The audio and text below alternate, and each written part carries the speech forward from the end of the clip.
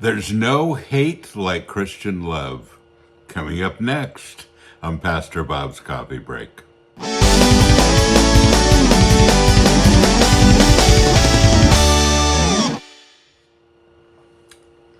Love God, love others, love you. It's from our scripture for the day.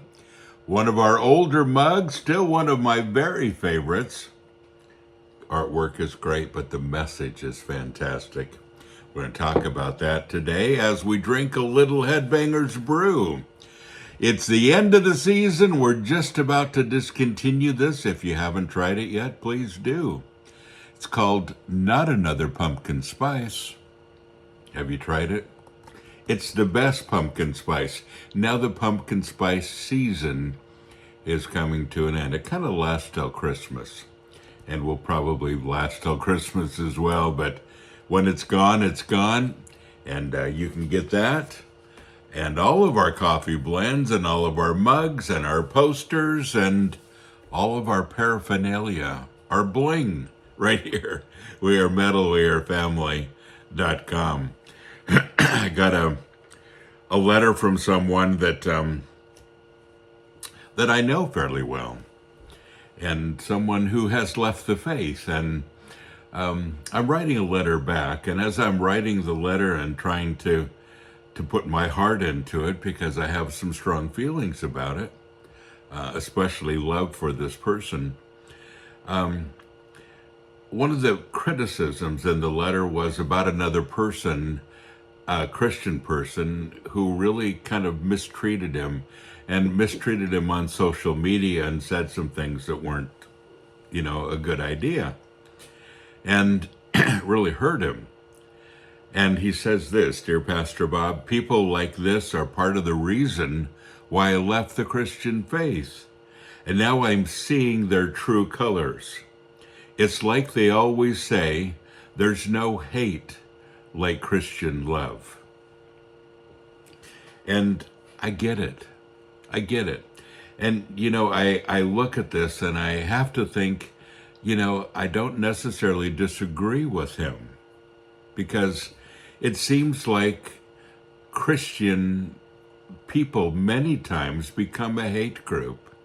We can talk about all the different kinds of people that we hate before we talk about how much we love the Lord.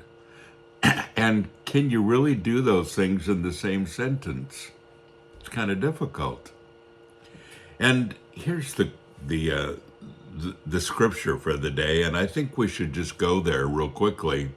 And it's found in Mark chapter 12, verses 30 and 31.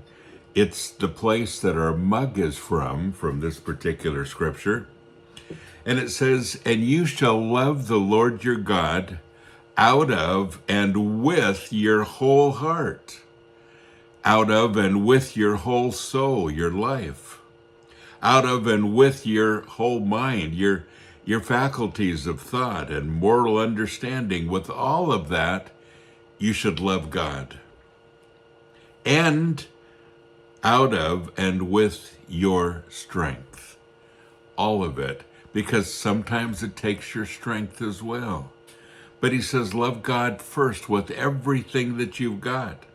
And then he says, this is the second and the principal commandment. But this is the first and the principal commandment, to love God. He said, but the second is like it, and it's this: you shall love your neighbor as yourself. No other commandment greater than these. Love, love, love. Love God, love others, love you. And it is that simple. And he said, these are the very greatest commandments. Jesus was asked that question here. What is the greatest commandment? This was his reply. This is the greatest one. Now, I think if you asked Christians many times what is the greatest commandment, they might have other answers. And their answers might be politically motivated.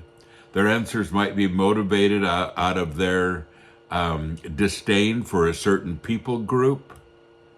We pick on a lot of different things that we say, well, Christians need to stand firm against this and against this and against this. And we keep mentally thinking all the things that we've got to stand against, and we forget what we stand for or who we stand for.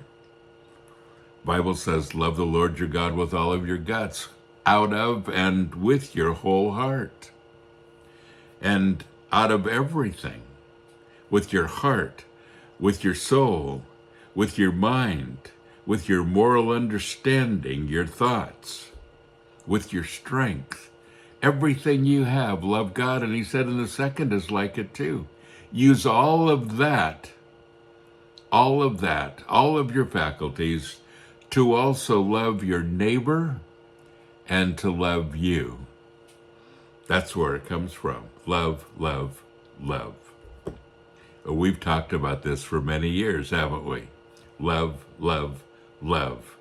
And yet I wonder if we get it. You know what I'm saying?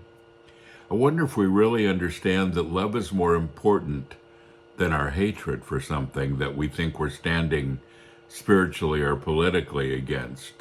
I wonder if we remember that love is the key that unlocks relationships, that unlocks understanding, and that unlocks camaraderie that is so important these days.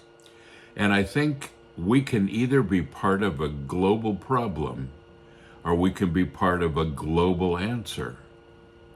When you begin to love, love, love, it changes you, it changes others, and you begin the process of choosing love first before you choose anything else.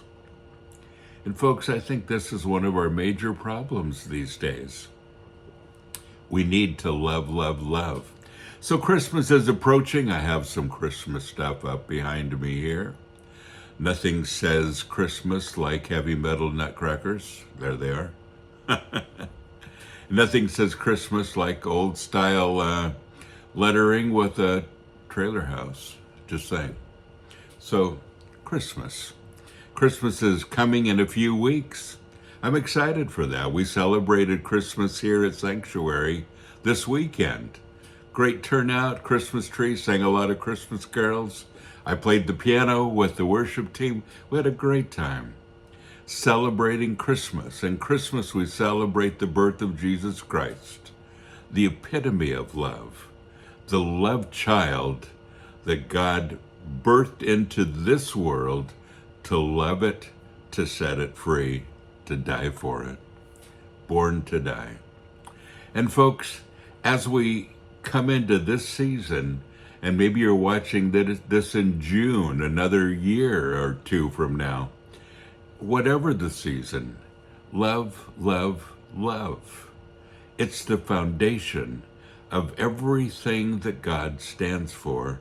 And it's the reason when Jesus was asked, what is the most important commandment? He gave this one. Don't forget, folks, you are blessed. So go and be a blessing.